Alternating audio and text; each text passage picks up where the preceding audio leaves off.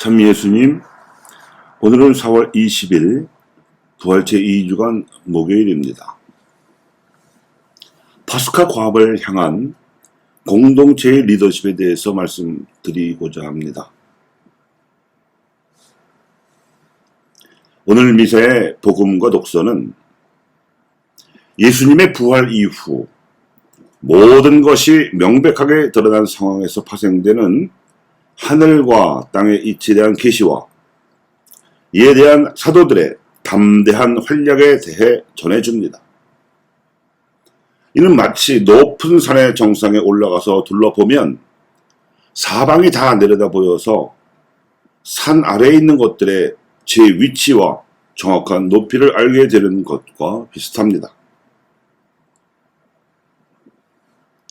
이렇게 볼 때 선교는 교회의 영향력으로 생겨나는 복음화의 과정 및 결과를 말합니다. 그리고 그 영향력은 세상 사람들이 먼저 교회가 가르치는 사상과 실제 이루고 있는 구조, 그리고 교회에 속한 그리스도인들이 행하는 삶과 사도직 활동에 주는 매력을 느껴야 가능합니다. 또 이 매력은 교회와 그리스도인들이 보여주는 리더십과 그것이 세상 사람들이 이룩하고 있는 물질 문명에 제곡하는 삶의 질보다 더 높다는 자신감에서 파생됩니다. 그리고 이 자신감은 다른 어느 무엇보다도 교회와 그리스도인들을 대변하는 가치, 즉 복음이 현세에서만이 아니라 내세에서까지 유효하며 또한 사람들이 아니라 하느님께서 보증을 해주셨다는 데에서 비롯됩니다.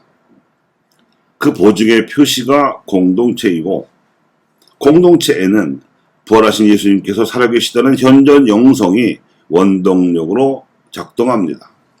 이 원동력을 영원한 생명이라고 부릅니다. 그래서 선교, 복음화의 영향력, 매력, 리더십과 자신감, 복음, 공동체, 그리고 영원한 생명, 이 모든 것들은 땅에 속한 것이 아니라 하늘에 속한 것, 즉 진리입니다. 땅이 전부인 줄 아는 세상 사람들은 하늘에 속한 이 천상적 가치를 종종 몰라봅니다.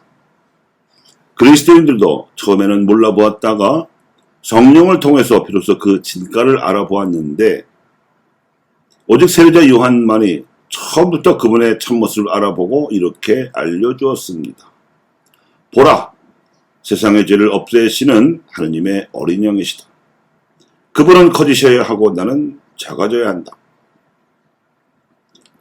그렇게 세례자 요한의 안목으로부터 도움을 받은 사람들은 많았고 니코데모도 그 중에 한 사람이었는데 그리스도인들은 12제자 출신이건 72제자 출신이건 최고의회 의원 출신의 아리마테아 요셉같이 숨은 지지자이거나 예루살렘에서 물동이를 들고 가는 남자로 지칭되던 익명의 토박이 지지자 출신이건 또는 예수님 일행을 뒤에서 돕던 여인들이건 간에 초대교회 모든 그리스도인들은 이 진리에 목숨을 걸기도 하고 일생을 던지기도 하였습니다. 초대교회에서 사도들이 목숨을 걸고 이 진리를 증언하기도 하고 이 진리에 따라 신자들의 공동체를 형성하기도 할 무렵 대사자와 그 악당들이 사도들을 박해하려고 들었지만 사도들은 당당하게 맞섰습니다. 사람에게 순종하는 것보다 하느님께 순종하는 것이 더욱 마땅합니다. 땅에서 난 사람들은 온통 현세적으로 당장 자기 자신에게 필요한 것들에만 관심을 쏟기 때문에 하느님께 대해서는 물론 공동체에 대해서도 관심이 없습니다. 하지만 위에서 난 사람들 가운데에서 성령의 이끄심을 받는 이들은 다른 이들, 특히 가난한 이웃들에게 필요한 것들에 먼저 관심을 쏟기 때문에 하느님은 물론 공동체에 대해서 관심이 많습니다. 궁핍한 이들이 없어야 한다는 생각을 하고 궁핍한 이들에게 필요한 것들을 나누어줘야 한다고 생각하며 그러기 위해서 가진 것들을 자기 것이라고만 여기지 않고 모두의 것이라고 여기는 사람들이 이들입니다. 교회에서 거행되는 전례와 성사는 위에서 태어나기는 했지만 아직 하나님께 대해서만 들었을 뿐 그 하나님의 업적인 공동체에 대해서는 듣지 못한 그리스도인들을 이끌어 줍니다. 그 안에 성령께서 함께 하시기 때문입니다. 그래서 교회의 전례와 성사 안에는 부활의 영성이 바탕이 되어 있고 파스카 과업의 목표가 항상 전제되어 있으며 교회의 리더십을 위한 신자들의 공동체 형성이라는 당면 목표가 내포되어 있습니다. 그래서 교회의 모든 성사는 사랑의 성사입니다. 세례 성사는 이제 막 영적인 몸을 받고 새로 태어난 그리스도인을 그리스도의 몸인 교회와 그 한 지체로서 연결지어 줍니다.